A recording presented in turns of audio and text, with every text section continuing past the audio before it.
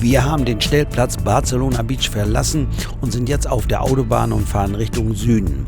Und dort werden wir jetzt noch weitere Stellplätze und Campingplätze anfahren und die möchte ich euch zeigen. Herzlich willkommen zu meiner Reportage. Den 1. Dezember und es ist ein Donnerstag und wir sind jetzt auf der Autobahn und fahren durch Barcelona. Hier auf der Karte sieht man einmal die blaue Linie, die fahren wir nicht, sondern die graue. Und zwar, das geht dann so durch Barcelona. Das ist aber kein Problem, kann man ohne weiteres fahren. Kurz vor Tarragona stoßen wir dann wieder auf die AP7 und fahren diese dann weiter. Den nächsten Stellplatz, den wir uns ausgesucht haben, der liegt in der Nähe des Ebro-Deltas, bei der kleinen Stadt Aldea. Wir haben etwa 200 Kilometer bis dorthin. Wir können alles Autobahn fahren und alles ist mautfrei. Den Stellplatz habe ich gefunden unter dem Namen Parking El Aldea und er ist nur 3 Kilometer von der Autobahn entfernt. Man sieht hier auch auf den Schildern, dass die Stadt Amposta nicht weit entfernt ist. Wir fahren jetzt in die kleine Stadt Aldea ein. Es ist eine kleine, aber wohnmobilfreundliche Stadt und das werden wir gleich sehen.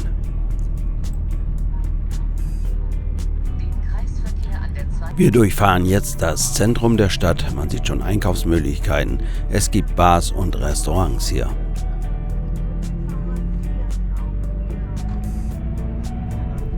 Von diesem Kreisverkehr sind es vielleicht noch 200 Meter, dann kommt eine Ampel, dort biegt man dann rechts ab und dann kommt man zum Stellplatz. Wir biegen hier jetzt noch einmal links ab und dann sind wir direkt auf der Zufahrt vom Stellplatz. Wir sehen hier auf der linken Seite ein Gebäude, das soll ein ehemaliger Bahnhof gewesen sein und hier auf der linken Seite, da sehen wir auch schon Stellplätze. Jetzt wissen wir aber, dass wir noch ein bisschen weiterfahren müssen, um noch einen weiteren Platz zu finden. Das teilt sich hier so auf, einen älteren Bereich, den wir hier links gesehen haben. Und jetzt fahren wir auf den neueren Platzteil zu, der irgendwie ein bisschen schöner ist, finde ich jedenfalls. Hier nochmal ein Blick auf die Karte, so sind wir den Platz angefahren. Oben sieht man die AP7, die Autobahn, und dann geht es an einem Kreisverkehr links ab und dann ist man schon auf der direkten Zufahrt zur Stadt. Wir sehen jetzt hier auf der linken Seite die Plätze, es gibt eine Parzellierung, die Länge der Plätze, ich würde mal sagen so circa 10 Meter. Wenn wir dann weiter nach hinten durchfahren, ganz am Ende, da kommen dann Plätze, da können auch Fahrzeuge stehen, die vielleicht mehr als 10 Meter lang sind. Und dort standen, das habe ich ja später gesehen, auch Wohnmobile mit Anhänger. Es handelt sich um einen kostenlosen Platz. Es gibt eine End- und Versorgung, es gibt aber keinen Strom.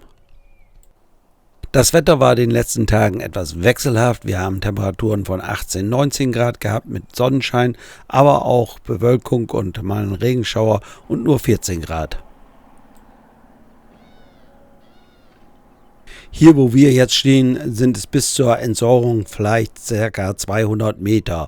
Das heißt, wer seine Kassette leeren möchte, der muss sich dann diesen Weg dorthin machen. Die End- und Versorgung ist großzügig, es gibt einen Bodeneinlass, es gibt die Möglichkeit, die Kassette auszuschütten und man kann auch Frischwasser zapfen und das alles kostenlos. Man ist schnell in der Stadt, es sind nur wenige 100 Meter bis dorthin. Es ist eine kleine Stadt mit etwa 4000 Einwohnern.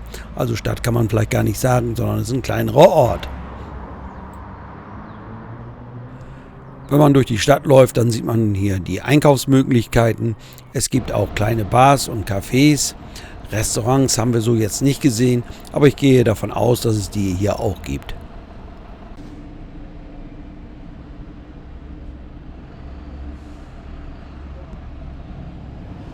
Wir sind in der Nähe hier des Ebro-Deltas. Das Gelände ist hier recht eben, so ist hier Radfahren angesagt. Wir haben auch direkt am Stellplatz einen sogenannten Via Verde. Das sind ehemalige Bahnlinien, die stillgelegt sind und die umfunktioniert wurden zu Radwegen. Dieser Via Verde geht nicht sehr weit, er ist ja maximal 1 Kilometer, dann endet er. Allerdings geht dann eine Straße weiter, eine asphaltierte Straße, die auch recht ruhig ist, also wenig Verkehr dort herrscht. Wir sind also Richtung Meer gefahren. Das Meer ist etwa 15 bis 20 Kilometer vom Stellplatz entfernt. Dann habe ich hier einen Platz rot markiert und dort haben wir einen weiteren Stellplatz gefunden, den wir in unseren Apps nicht gefunden haben. Ich glaube ja, irgendwo war das. Es handelt sich um einen großen Platz, der parzelliert ist. Der Untergrund ist, glaube ich, Beton. Es gibt dort auch eine End- und Versorgung. Strom habe ich allerdings nicht gesehen. Der Platz ist kostenlos, wurde zu diesem Zeitpunkt, wo wir dort waren, überwiegend von Spaniern besucht. Man findet diesen Platz bei Google Maps, dort ist er als Stellplatz gekennzeichnet. Er liegt in der Nähe einer kleinen Stadt und es führt eine Straße vorbei, das muss man wissen. Die Koordinaten haben wir per Handy festgehalten. Es gibt dort große freie Flächen, ich weiß nicht, ob das alles noch zum Stellplatz dazugehört. Zurück zu unserem Stellplatz, der ist am Tage zu etwa 50% belegt, am Abend füllt er sich und ist dann zu 80-90% belegt. Der Platzteil, der in der Nähe der Versorgung liegt, der war nur von einzelnen Fahrzeugen besucht. Wir haben 2 Nächte auf diesem Platz verbracht, für uns war alles in Ordnung. Ich würde mal sagen, als Etappenplatz eignet er sich gut. Und vielleicht auch mal, um 2-3 Tage die Umgebung zu erkunden, kann man ihn auch nutzen. Ich habe gelesen, den Platz darf man maximal 72 Stunden nutzen. Da es hier eine großzügige End- und Versorgung gibt, haben wir uns entschlossen, hier noch zu entsorgen und Frischwasser zu tanken. Wir haben immer mindestens für 2-3 Tage Frischwasser an Bord. Das machen wir deshalb, falls es mal irgendwo Probleme gibt mit einem Wassertanken, dann haben wir immer was in Reserve. Hier gibt es einen Bodeneinlass, eine Roste ist hier. Ich nehme diese Roste hoch und führe dann meinen Entsorgungsschlauch da ein. So kann ich dann sauber entsorgen. Wir nutzen seit einiger Zeit den Alpfilter beim Betanken mit Frischwasser. Und zwar nutzen wir da den Kohlefilter und Vorfilter. Und dann haben wir einen weiteren Filter im Mobil verbaut, einen Nanofilter, der dann den Rest rausholt. Der ist allerdings direkt an der Zapfstelle, das heißt bei uns in der Küche verbaut. So können wir dann Wasser aus dem Hahn trinken oder auch zum Kochen und so weiter benutzen. Auch der Kaffee schmeckt. Sowas muss man nicht haben, aber wir haben das als gut empfunden und nutzen das deshalb gerne. Rita ist mit allen technischen Dingen beim End- und Versorgen auch vertraut. Das heißt, wenn ich es nicht machen kann, und das ist schon passiert, ich war mal krank und konnte nicht aus dem Bett, dann hat sie das erledigt. Und insofern ist es immer ganz gut, wenn die Frau solche Sachen auch beherrscht. Wir haben inzwischen den 3. Dezember, es ist ein Samstag und wir brechen auf zu unserem nächsten Ziel. Das ist nicht sehr weit, nur etwa 40 Kilometer. Und zwar wollen wir zum Stellplatz Spätzle-Fritz. Wir könnten eigentlich erheblich weiterfahren, aber wir haben uns vorgenommen, ganz in Ruhe Richtung Süden zu fahren. Wir haben Zeit und deshalb fahren wir auch gerne den Platz mal an. Dort treffen wir immer viele bekannte Gesichter. Auch der Stellplatz Spätzle-Fritz ist sehr günstig oder verkehrsgünstig von der Autobahn anzufahren. Es gibt hier einmal einen Tunnel, der eine Durchfahrtshöhe von 4 Metern hat, aber ich denke, so hoch sind die meisten Mobile nicht, also gibt es da kein Problem. Ansonsten haben wir eine einigermaßen gute Straße, die dorthin führt. In den frühen Nachmittagsstunden hier auf dem Stellplatz an, er ist schon ganz gut besucht. Und jetzt warten wir darauf, dass wir uns irgendwo hinstellen können. Es gibt hier jemanden, der heißt Günther, der zeigt einem an, wo man stehen darf.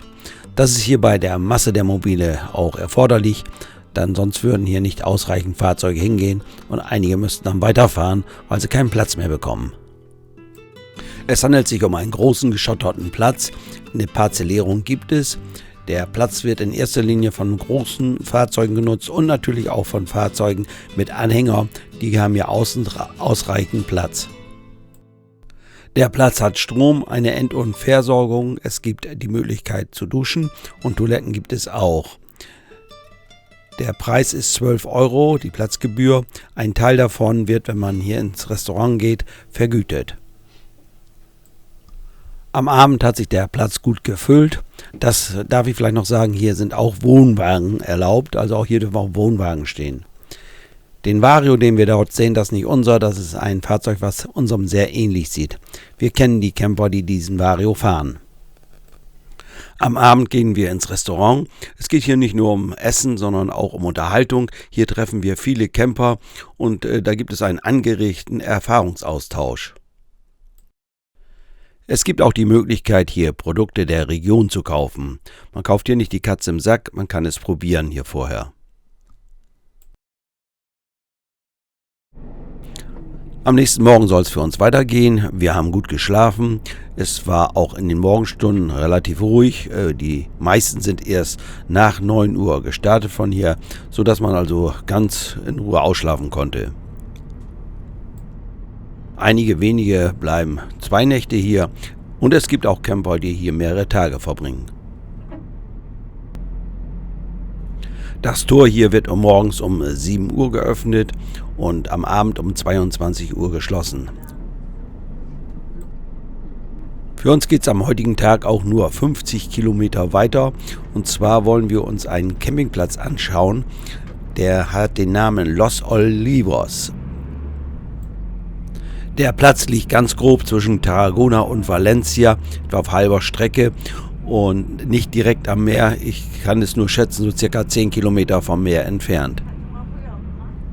Wir nutzen wieder die Autobahn, die AP7, ist hier überall mautfrei und fahren dann bis zur Abfahrt Penicalo, glaube ich war das, oder Peniscola und fahren dort auf die N340. Wir fahren dann auf der N340 bis zur Stadt Alcalá de Sivert. Die Anfahrt ist ein wichtiger Punkt. Nach Möglichkeit nicht durch die Stadt fahren. Dort gibt es enge Straßen. Ich habe das hier mal eingezeichnet. Vor der Stadt kann man an einem Kreisverkehr rechts abbiegen und dann diese Route nachfahren.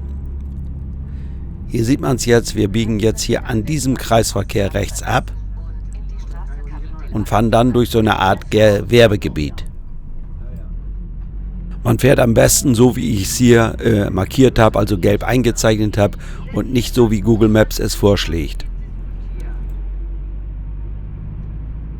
Wenn wir diese Straße dann bis ans Ende durchfahren, dann geht es nur noch links oder rechts und dort biegen wir dann links ab. Man sollte nicht verwundert sein, das sieht aus wie so ein asphaltierter Feldweg, ist es letztendlich auch, aber man kommt durch. Und wenn einem jemand entgegenkommt, ja, dann muss man versuchen, irgendwo auszuweichen. Also hier sind auch große Fahrzeuge mit Anhänger durchgefahren. Möglich ist das. Jetzt kommt auch noch so eine Mulde hier in der Straße. Man sollte immer laut hupen, wenn man hier fährt, wenn da einem einer entgegenkommt, damit er gewarnt wird. Das habe ich mir sagen lassen. Diese schmale Strecke ist nicht sehr lang, vielleicht 500 Meter und dann erreicht man den Campingplatz. Dieser Campingplatz ist interessant, weil er einmal für preisbewusste Plätze hat, also 10 € inklusive Strom gibt es hier und es gibt sehr große Plätze mit 200 Quadratmetern und mehr, also für große Wohnmobile. Die kosten natürlich dann erheblich mehr, über 20 €. Diesen Campingplatz werde ich in allen Details demnächst in einem Video vorstellen.